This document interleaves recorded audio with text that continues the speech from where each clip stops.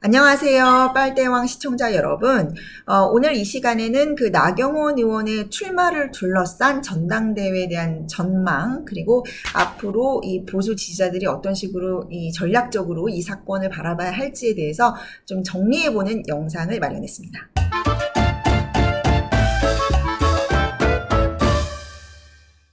네, 일단 결론적으로 말하면 나경원 의원이 출마하든 안 하든 이것은 윤석열 대통령이 이기는 게임이다. 윤석열 대통령을 지지하는 당원 여러분들이 승리하는 구도가 돼버렸다라고 생각을 합니다. 일단 김기현 의원이 정말 또 생각보다 빠르게 굉장히 치고 올라왔죠. 한 20% 정도로 올라올 거라고 생각했는데 20% 훌쩍 건너뛰고 30%로 가고 있고, 이미 한 대통령에 대한 그 당원들의 지지가 크기 때문에 그 추세는 저는 가팔라질 거라고 생각해요.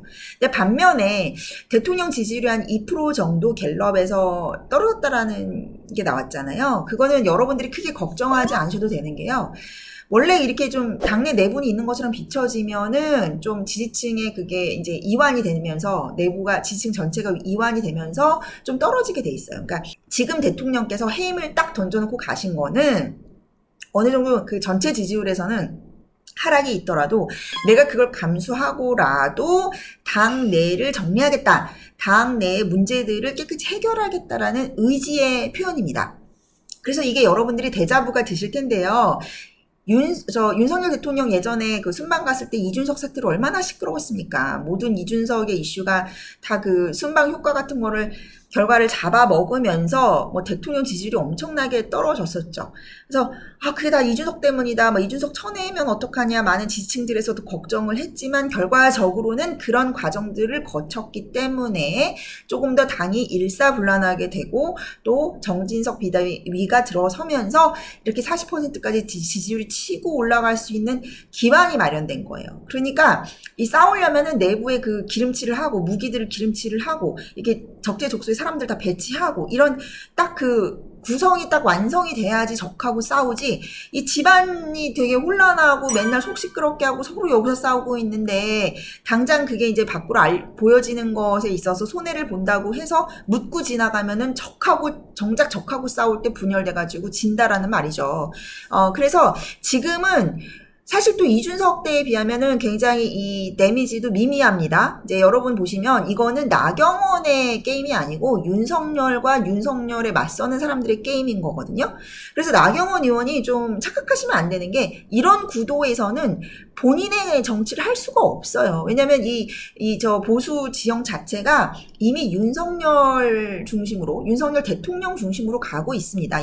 이 흐르는 물줄기를 거슬러서 자기가 얻을 수 있는 이익이 없다는 거를 잘 아셔야 될 거예요. 그래서 어쨌든 이게 지금 나경원 의원은 지금 계속 좀 두려워하고 있는 것 같은데, 이렇게 할 수도 없고 저렇게 할 수도 없고 주변에서 부추기는 사람은 많은데 자기는 지금 또 주류에서 벗어나는 것도 무서우니까 한편으로는 대통령이 좀 자기를 봐줬으면 좋겠고, 뭔가 당에서 나한테 뭔가 퇴로를 열어줬으면 좋겠고, 여러 가지 생각이 복잡할 겁니다. 그런데 왜 지금 윤석열 대통령과 나경원 의원의 싸움에서 윤석열 대통령이 이길 수밖에 없는 구도가 짜여졌냐, 나경원 의원의 활로는 막혔냐라고 보면은, 일단 나경원 의원은 두 가지 큰 실수를 했어요. 첫째는 그 저출산위원회 부위원장직을 맡은 것, 기후대사를 맡은 것인데, 그 나경원 의원의 워딩을 보니까 자기가 그 저출산위원회 부위원장을 원했던 게 아니고 대통령 측에서 와서 나한테 도와달라고 했다, 이런 식으로 얘기를 하더라고요. 근데 이거는 저의 이제 추측인데, 보니까 그 기후대사는 안 건드리는 거 보니까 나경원 의원이 엑스트라를 원했던 것이 기후대사였던 것 같아요. 그러니까 저출산 그 부위원장으로 이건 제가 생각하는 추측하는 시나리오인데, 윤석열 대통령 입장에서는 나경원 의원이 어떤 이유에서인지 모르겠지만 장관으로서 임명할 수 없는 상황이기 때문에, 나경원 의원 장관을 원했다 안 원했다, 장관으로 하고 싶었는데 결격 사유가 있어서 안 됐다, 여러 가지 말이 많은데, 제가 봤을 때는 나경원 의원이 원했던 건 장관 자리였던 것 같아요. 기본적으로 처음부터. 그런데 이제 대통령실에서는 청문회가 부담스럽고 어떤 그거에 누구의 뭐 탓이냐는 차치하고 장관 자리를 주기가 부담스러우니까 정중하게 장관급인 부위원장 자리를 준 것 같아요. 근데 나경원 의원 계속 찡찡거린 걸 보면은 이 부위원장 자리라는 거는 장관하고 너무 급이 다르다. 그런 식으로 좀 불평을 한 거죠. 아니 이 정도 가지고 나를 들어앉히겠다는 거야? 그래서 더 나경원 의원이 원했기 때문에 뭔가 뭐 1+1으로 끼어서 받은 게 기후대사가 아닐까. 그러니까 기후대사는 나경원 의원이 먼저 어프로치를 해서 받은 것 같아요. 그래서 지금 페이스북 메시지에서 보면은 기후대사 얘기는 꼭 빠졌죠. 그리고 홍준표 시장이 그 기후대사 건 가지고 나경원 의원을 되게 공격을 하더라고요. 예.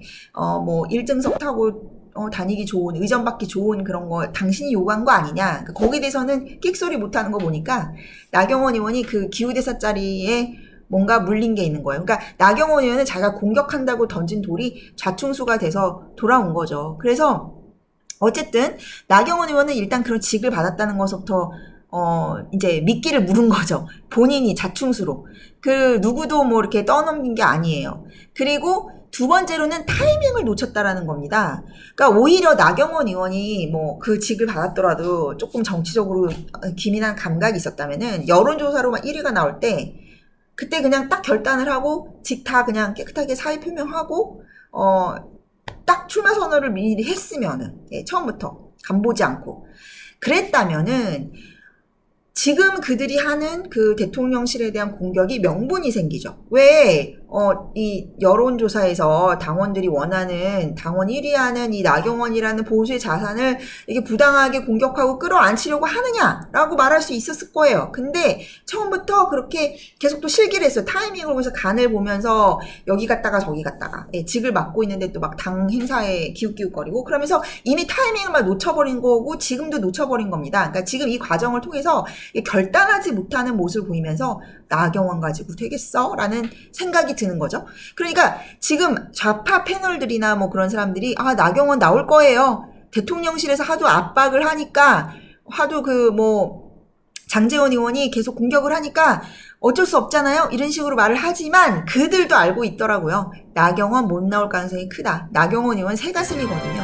그리고 한 번도 주류에서 벗어나서 음지 가서 그렇게 매맞고 완장 하나 못 찬 지금 상황에서 끈 다 떨어진 상황에서 그 당내에 자기가 딱 봐도 한심 나오는 비주류 의원들이나 공천 받으려는 정치 낭인들이 다 들러붙어가지고 자기한테 계속 이렇게 부추기면서 들러붙는데 나경원 의원은 본질적으로 제가 봤을 땐 누가 강자고 누가 약자인지 누가 주류고 누가 비주류인지 어떤 사람한테 오빠 하면서 친하게 지내야 되는지 어떤 사람들은 별로 급이 아닌지 이분은 이런 나경원 의원 같은 분들은 되게 권력관계라든지 그 사람들 스펙이라든지 그런 거에 따라서 굉장히 다르게 처신하는 부류거든요. 그래서 자기한테 들러붙은 그 정치 낭인들 파워가 없는 사람들에 대해서 그거는 아마 알아볼 겁니다. 이 사람들이 자기한테 별로 도움 줄 사람들이 아니라 자기의 정치적 자산을 그냥 빼먹는 사람들이라는 거를 너무 잘 알 거예요.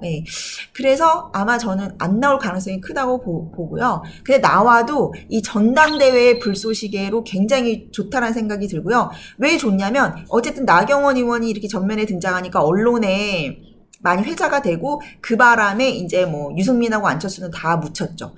사실 윤석열 대통령 입장에서 제일 쉬운 상대는 나경원이거든요. 그리고 다루기 쉬운 상대라고 해야 되나? 적수로서요. 그리고 유승민, 그리고 이제 나경원 의원은 제가 전에도 얘기했듯이 이준석, 유승민, 안철수 이런 과랑은 좀 달라요. 그리고 이제 나경원 의원이 진짜 당대표가 지금 되려고 한다면은, 어쨌든가 이제 나와가지고 출마 선언하고, 나는 윤석열 대통령을 권성동, 장제원 이런 윤심팔이 하는 사람보다 내가 더 정부를 성공시킬 수 있다. 총선을 나한테 맡겨달라. 그런 식으로 얘기를 하면서, 또 안철수니 또 누구죠? 이준석을 지지하는, 유승민을 지지하는 비토 세력, 반윤 세력까지 다 아우르는 그런 정치력을 보여야 하는데, 나경원 의원이 그 정도의 정치력을 보였다면, 그 정도의 결단과 추진력을 보였다면은 아마 지금까지 3번 선거를 지지도 않았겠죠. 예.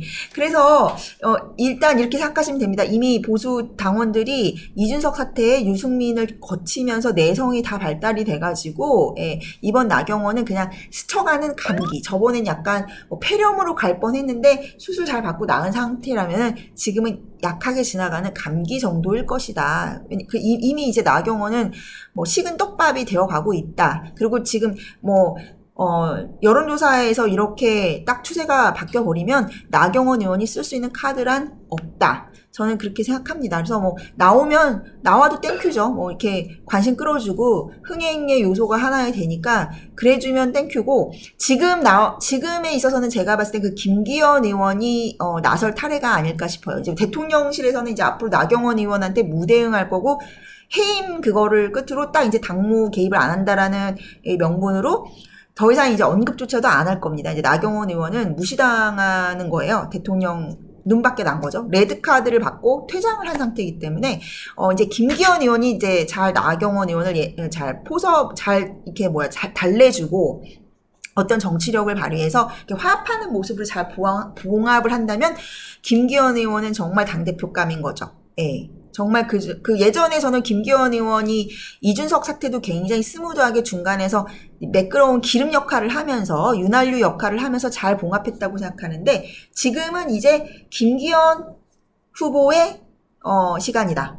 저는 솔직히 그렇게 생각해요. 예, 김기현 의원이 이제 나서서 그러니까 지금 이게 모든 게 다 역할 분담이 잘 돼야 되거든요. 제가 김기현 의원을 굉장히 높게 평가했던 게, 대선 당시에는 어쨌든 이준석을 잘 이렇게 끌어안쳤어야 되는데 문제 안 일으키고, 근데 그때 봉합 과정에서 김기현, 그러니까 장제원 의원이 뭔가 배드캅이라면은 김기현 의원이 굿캅 역할을 하면서 그렇게 했거든요. 그래서 지금은 김기현 의원이 뭔가 굿캅 역할을 하면서 나경원을 어떻게 잘 정리를 할 것인가, 이 부분이 또 관전 포인트라고 생각합니다.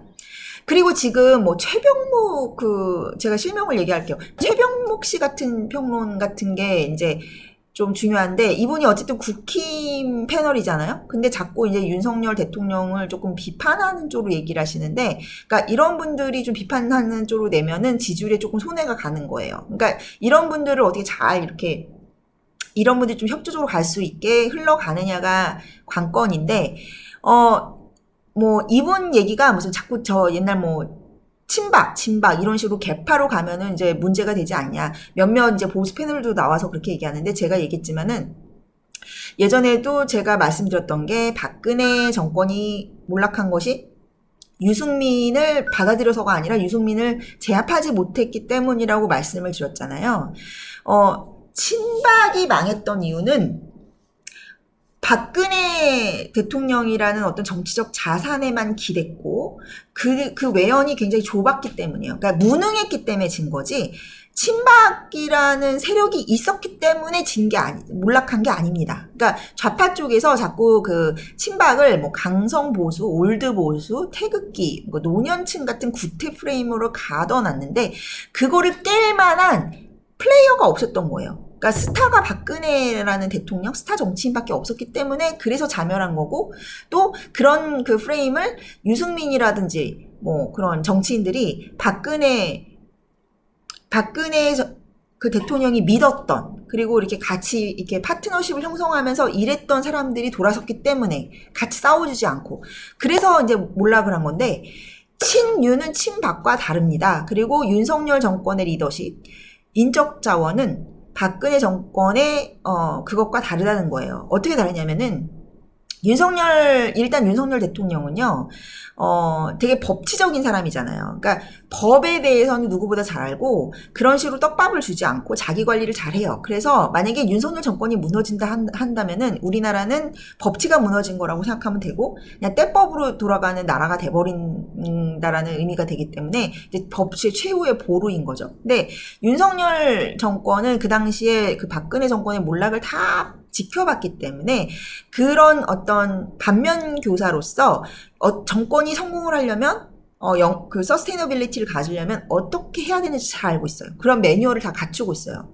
보시면은, 일단 그 박근혜 정권 때는 유승민이 이제 그 굉장히 엇박자를 내면서 원내대표 시절에. 그러면서 이제 그 전조가 됐잖아요. 그 공천 파동이라든지 그런 거에. 근데 그거는 뭐냐면 지금 윤석열 정권의 내각에 있는 정말 원희룡이나 한동훈이나 뭐 이상민 같은 분들이 막 엇박자를 내는 것과 비슷한 정도의 일이었다라는 거죠. 근데 지금 보면 원희룡, 한동훈 같은 분들은 지금 여의도 정치와는 딱 거리를 두고 윤석열 정부를 위해서 굉장히 열심히 내각에서 자기 일에 몰두하고 있잖아요. 그러니까 한동훈 같은 분들이 한동훈 장관은 지금 외부 사람도 안 만나고 자기 일만 딱 열심히 하고 법무부 일만 열심히 하고 주어진 일만 열심히 하기 때문에 정치적으로 자신을 또 보호할 수 있는 겁니다.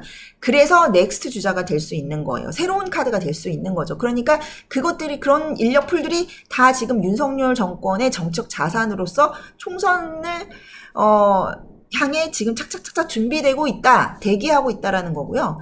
그리고 보통 보면은 뭐 팬덤 정치라든지 그런 개파 정치를 되게 우려하는데 지금 윤석열 정권은 그런 것과는 다르다는 게 팬덤이나 그런 측근 정치는 너무 한쪽에 집중도가 확 몰릴 때 문제가 되는 거예요. 아까 말씀드렸지만 친박의 문제는 박근혜 외에 어떤 대중적인 스타 플레이어가 없었기 때문에 문제가 발생했다고 했잖아요. 근데 지금 보면 오히려 장제원이나 권성동 의원 같은 분들이 다 자기 지역 정치인으로서 그리고 당내에 어떤 중진과 주류로서 하고 있지 이분들이 무슨 뭐 내각을 다 좌지우지하고 윤석열 대통령을 다 좌지우지하고 대통령실을 좌지우지합니까?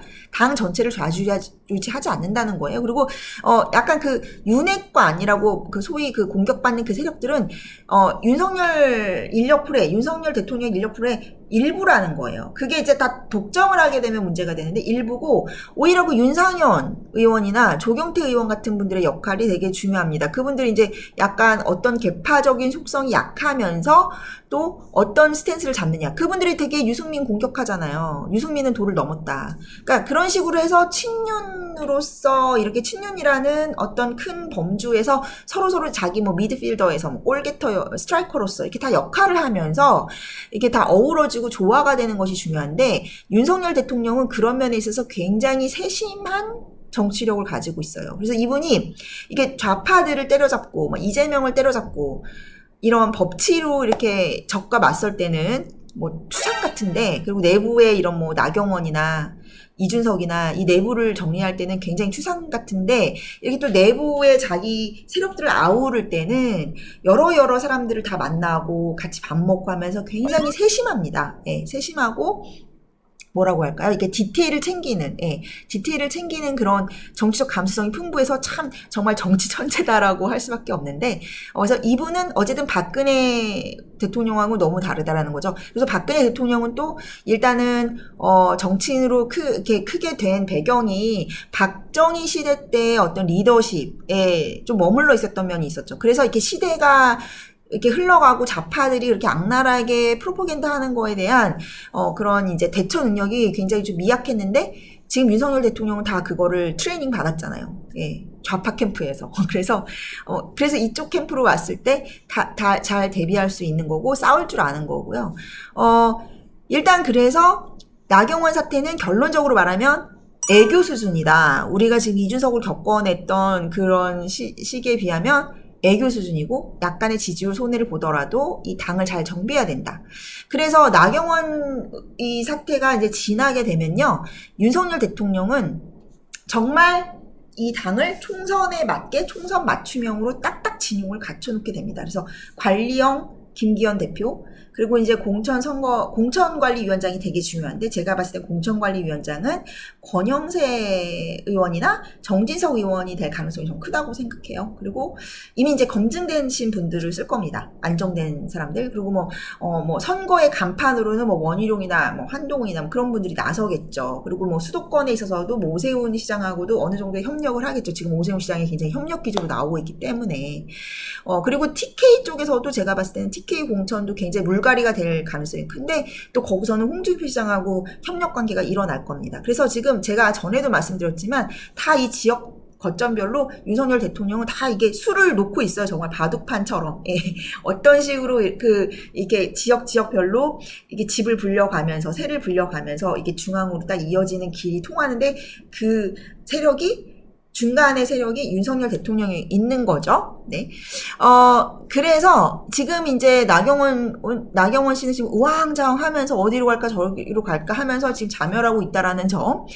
그래서 지금 그들의 트로이의 목마가 점점 이렇게 화력이 약해지고 있다라는 점. 그리고 이 당에 지금 윤석열 대통령이 이 보수의 두 가지 적폐를 청산하고 있다. 첫째는 이준석, 유승민 같은 폐륜, 배신, 그런 내부 총질러들을 싹 다 정리를 하게 되는 거고, 두 번째로는 이 나경원식의 위선적인 그런 간보기 정치.